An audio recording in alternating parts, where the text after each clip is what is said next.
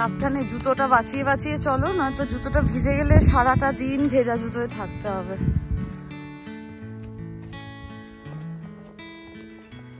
এখানে প্রত্যেকবার এই জায়গাটুকু। Good morning everyone, welcome back to the channel, welcome to simple thinking simple living. কেমন আছেন আপনারা? আশা করি সবাই খুব ভালো আছেন, সুস্থ আছেন। আবারও আজকে 2 আওয়ার্স ডিলেতে রুষার স্কুল শুরু হচ্ছে। গতকাল স্নোফল হয়েছে, আবার চারিদিকটা সাদা হয়ে আছে। গতকাল রাত 8:30 থেকেই বরফের বৃষ্টি শুরু হয়ে গেছিল। তারপরে স্কুল থেকে ফোন এলো যে 2 আওয়ার্স স্কুল ডিলে। আমরা ভাবছিলামই, আমি তো আবার রুষাকে বলছিলাম যদি এই বরফ চলতেই থাকে তাহলে মেবি স্কুলটা বন্ধও হয়ে যেতে পারে। তবে দেখলাম বেশ প্রিকশন নেওয়া ছিল, একদম ভোর ভোর ক্লিনিং ফিনিং সব শুরু হয়ে গেছিল। রাস্তাঘাট মোটামুটি পরিষ্কার, কিন্তু পেভমেন্ট গুলো একদম সুন্দর পরিষ্কার দেখা যাচ্ছে। কিন্তু রাস্তাঘাট পরিষ্কার হলেও চারিদিকটা নোংরা, কাদা, জল মেখে আছে। এই দেখুন, পরিষ্কার করার পরেও এই জল, কাদা, বরফ, আবার বরফ নিয়ে স্টার্ট। তো এই দেখো এখানটা কিরকম পাহাড় উঁচু মতো হয়ে আছে।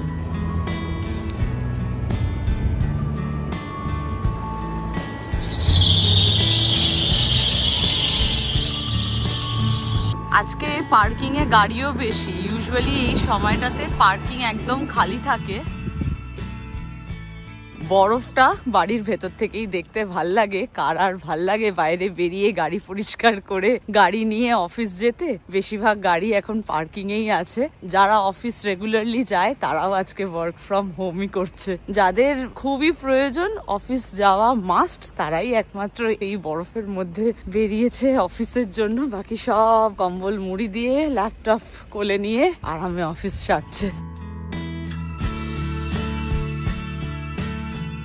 কিছুটা বরফ পড়েছিল, একটা লেয়ারের ওপর আবার আরেক লেয়ার বরফ পড়েছে বলে বেশ ফ্লাফি ফ্লাফি লাগছে, দেখতেও খুব সুন্দর লাগছে। তবে বেশিক্ষণ না, আজকেও কিন্তু বরফের প্রেডিকশনই ছিল। তবে সকালে উঠে দেখলাম যে না, সেটা বৃষ্টিতে পরিণত হয়ে গেছে। আজকে সন্ধ্যেবেলা থেকেই বৃষ্টি শুরু হবে, আর বৃষ্টি পড়া মানেই জল, কাদা আরো বেড়ে যাবে। বরফগুলো গলতে তো থাকবেই, আর তার সাথে রাস্তায় জল, জুতোগুলো ভিজে যাবে। মানে খুবই অসহ্যকর লাগে একদম। এই রাস্তাঘাট গুলো এরকম জল জলে কাদা কাদা হয়ে যায়, আর বরফগুলো পার্কিং থেকে ঠেলে ঠেলে এদিকে তুলে দেয়। আর ওই বরফের পাহাড়গুলো তো জঘন্য।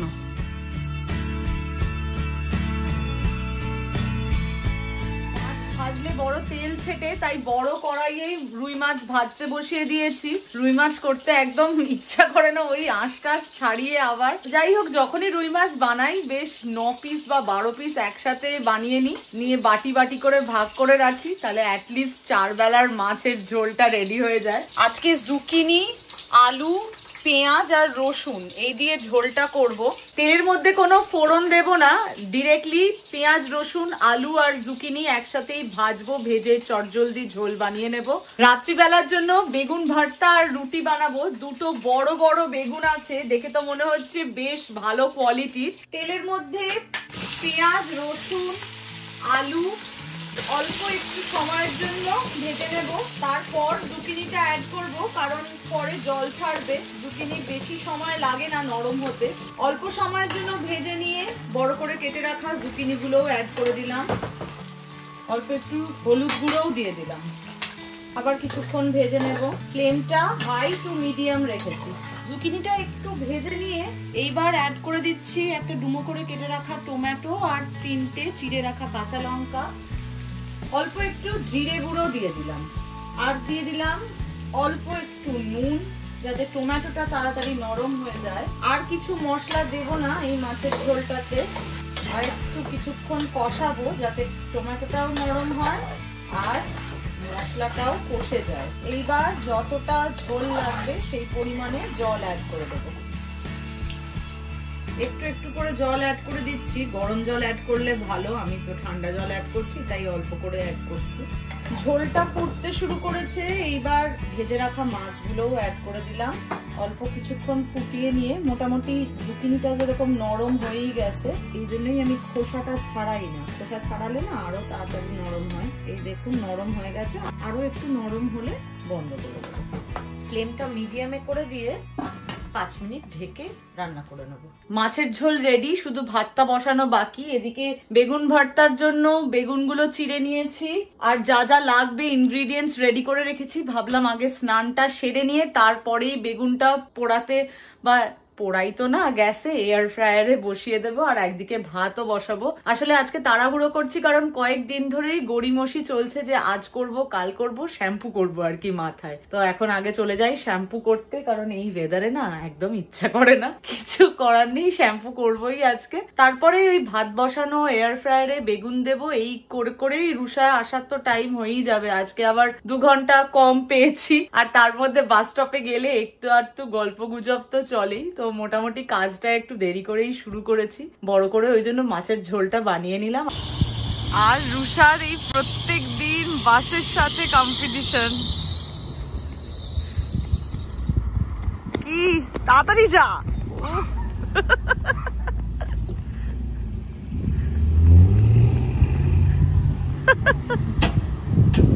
কে জিতলো আজকে? তো তুমি জিতলে মনে হলো। ফাইনালি ব্যাগ নিয়ে, আমার চুলটা পুরো ভেজা, তুই ব্যাগটা ধর আজকে। পারবি পারবি, প্লিজ প্লিজ। চল চল চল চল চল চল, খুব হাওয়া দিচ্ছে, তাড়াতাড়ি চলো চলো চলো, আর বরফ ঘেটো না, চলো, ভাত বসিয়ে এসছি। এই শীতের দিনে গরম ভাতের সাথে এই মাছের ঝোলটা খেতে বেশ ভালোই লাগবে। এয়ার ফ্রায়ারটা 400 ডিগ্রি ফারেনহাইটে প্রিহিট করে নিচ্ছি। ট্রেটাতে একটু অয়েল ব্রাশ করে নিচ্ছি। আজকে বেগুনটাতে আর রসুন বা লঙ্কা কিছুই দিচ্ছি না, চিড়ে নিয়েছি শুধু এরকম ভাবে।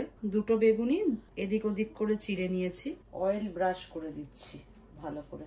বেগুনে অয়েল ব্রাশ করে নিয়ে পোড়ানো হয়, তাতে খোসাটা খুব ভালোভাবে উঠে আসে। অয়েল ব্রাশ না করে পোড়ালে খোসাটা তোলা মুশকিল হয়ে যায়, সেই জন্য এপিটোপিট ভালোভাবে তেলটা মাখিয়ে নেওয়াই ভালো।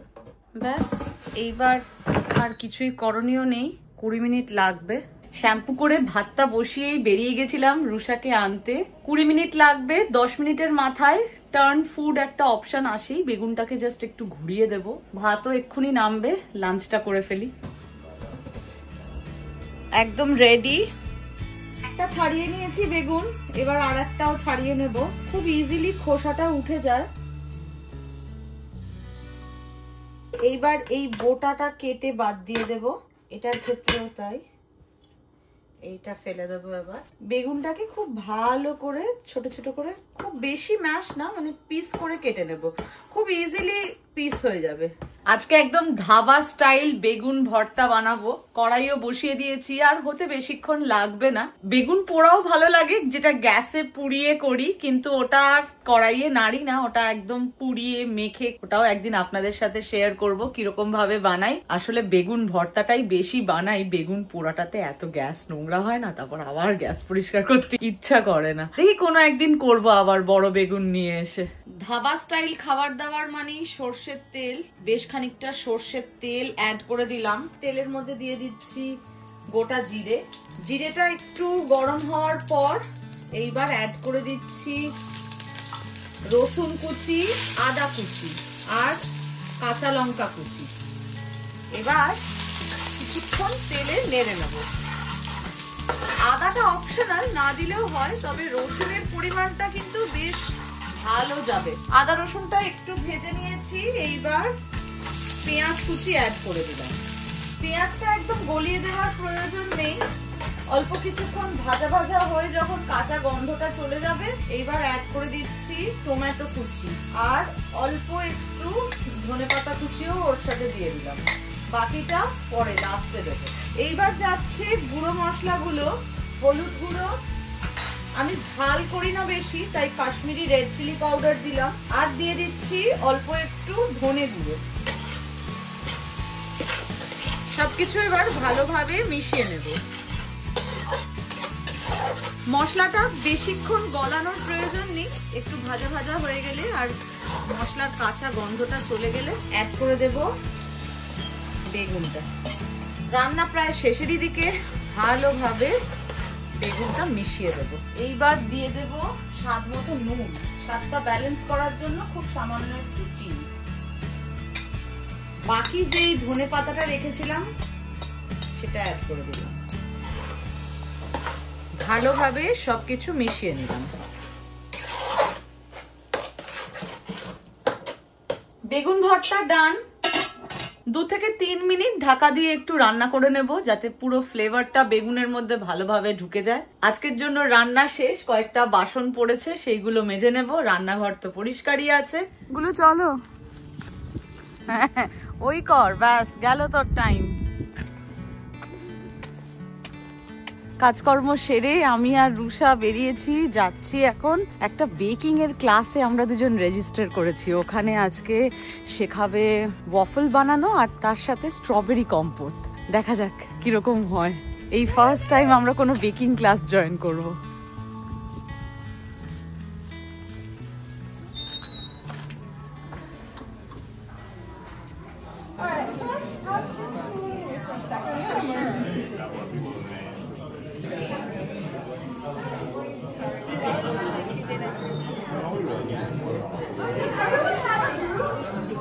My voice isn't super loud or deep.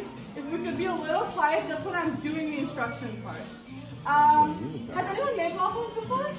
Is this anyone's first time making waffles? Okay, it's not too hard, I promise. The first thing you're gonna do is, with your team, the eggs need to be separated.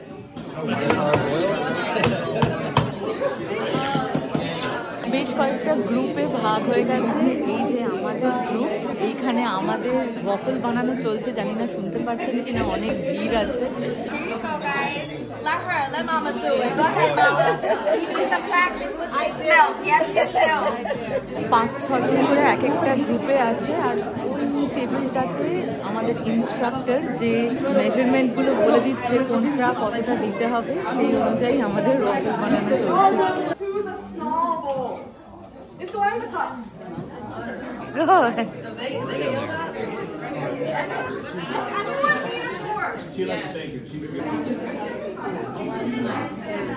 বেশ chaotic একটা situation আর সময় সাপেক্ষ। এখানে ছবি তোলার জন্য photo বুথও আছে।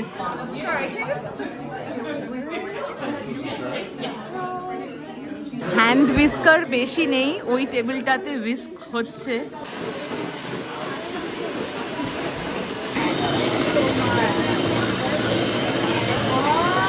Strawberry কম্পোটটা এদিকেই তৈরি হচ্ছে, একটাই স্টোভ টপ আছে। Not the egg whites, the wet ingredients. So this one, you should basically have everything but the egg whites in the big bowl, and you're gonna stir that together.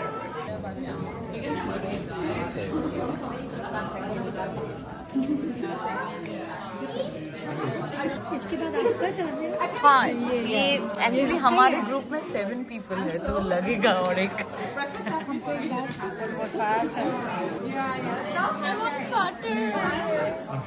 no task now because everyone is in queue, everyone is waiting. Gulu Anna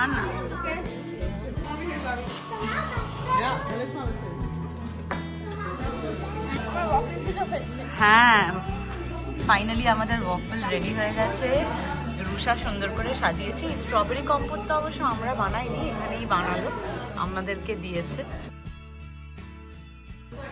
চলো, বাকি ব্যাটারটা আমরা এরকম গ্লাসে নিয়ে নিয়েছি। আর বানানোর সময় নেই, প্রায় 1.5 ঘন্টা লেগে গেল, এখনো চলছে। আসলে ওয়াফল মেকার খুব কম, মাত্র 3টে মেকার, আর এক একটা গ্রুপে 6-7 জন করে লোক। বেশ ক্যাওটিক, তবে একটু নতুন ধরনের একটা এক্সপিরিয়েন্স হলো, ভালোই লাগলো, খারাপ না। তবে ভাগ্যিস আজকে সময় ছিল বলে। 7:30 বেজে গেছে, এখন আমরা বাড়ি যাচ্ছি। বাড়ি ফিরে তাওয়া বসিয়ে দিয়েছি। আপনা বাজার থেকে রুটি নিয়ে এসেছিলাম উইকেন্ডে, সেটা আছে, তো ভাবলাম আর রুটি আলাদা করে বানাবো না। বেগুন পোড়ার সাথে রুটি ডিনারে হয়েই যাবে। স্ট্রবেরি কম্পোট দিয়ে ওয়াফেলও আছে, সেটাও খেতে মন্দ নয়, ভালোই হয়েছে। স্ট্রবেরি কম্পোট আগে কখনো খাইনি, প্রথমবারই খাচ্ছি, বেশ ভালোই লাগলো। বেশ নতুনত্ব, একটু টক মিষ্টি একটা ভাব আছে। বুঝতে পারলাম না কিভাবে বানালো, কড়াইতে কি কি দিয়েছে আর দেখিনি, কারণ তখন আমরা ওই ওয়াফলটা বানানোর জন্য লাইনে লেগে পড়েছিলাম। রুষা আমাদের গ্রুপে সবচেয়ে ছোট সদস্য ছিল বলে বাকি লেফট ওভার ব্যাটারটা রুষাই নিয়ে এসেছে। ও ওয়াফল খেতে খুবই ভালোবাসে, হয়তো ওর ডিনার ওয়াফল দিয়েই হয়ে যাবে, আর আমরা রুটি আর বেগুন ভর্তা খাবো।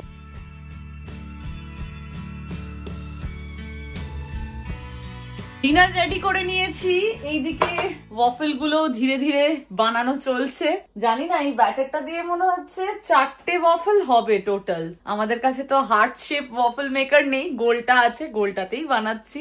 Good start for a Valentine week. এখন তো ভ্যালেন্টাইন উইক চলছে। শুক্রবার দিন রুষাদের স্কুলেও মনে হয় অল্প একটু সেলিব্রেশন আছে। হুস হুস করে এক একটা দিন কিরম ভাবে কেটে যায়, আমার দিনগুলো কিরম ভাবে কাটে মোটামুটি আপনারা তো দেখতেই পান। আপনারা কিরম ভাবে এক একটা দিন কাটান ব্যস্ততার মধ্যে অবশ্যই পারলে আমার সাথে শেয়ার করবেন। আমার জীবনের গল্প যেরকম আপনারা শোনেন বা দেখেন, আপনাদের জীবনের গল্প আমার শুনতে বেশ ভালো লাগবে, আর আপনাদের কমেন্ট পড়তে আমার খুব ভালো লাগে। তাই অবশ্যই ভিডিওটা কেমন লাগলো কমেন্ট করে জানাবেন। আমরা এই নতুন বেকিং ক্লাস অ্যাটেন্ড করে বেশ আনন্দ পেলাম, নতুন কিছু শিখলাম। যদিও রেসিপি এখনো আমাদের সাথে মানে মেজারমেন্ট শেয়ার করেনি, বলেছে শেয়ার করবে, কারণ এইটুকু জানি যে বেকিং এর মেন থিং হলো মেজারমেন্ট না জানলে রেসিপিটা আমরা বানাতেও পারবো না। আর রুষা তো আপনারা জানেনই বেকিং করতে ভালোবাসে, তো খুশি মনে পার্টিসিপেট করেছে। আমি আর বেশি পার্টিসিপেট করিনি, কারণ খুব ভিড় ছিল আর অলরেডি গ্রুপের মধ্যে 7 জন ছিল। আমি আবার ওখানে জয়েন করলে মুশকিল। আমি ওই একটু ছবি টবি ভিডিও টিডিও তুলেছি রুষার জন্য। ওই হলো আমাদের মেমোরি। ডিনার সাজিয়ে নিয়েছি, এবার করব ডিনার। আজকের ভিডিওটা তাহলে এখানেই শেষ করছি। যদি ভিডিওটা ভালো লেগে থাকে do like, share, comment and subscribe to simple thinking simple living. আবারও দেখা হবে খুব শিগগিরই একটা নতুন ভিডিওতে। ভালো থাকবেন, সুস্থ থাকবেন। Bye bye, good night.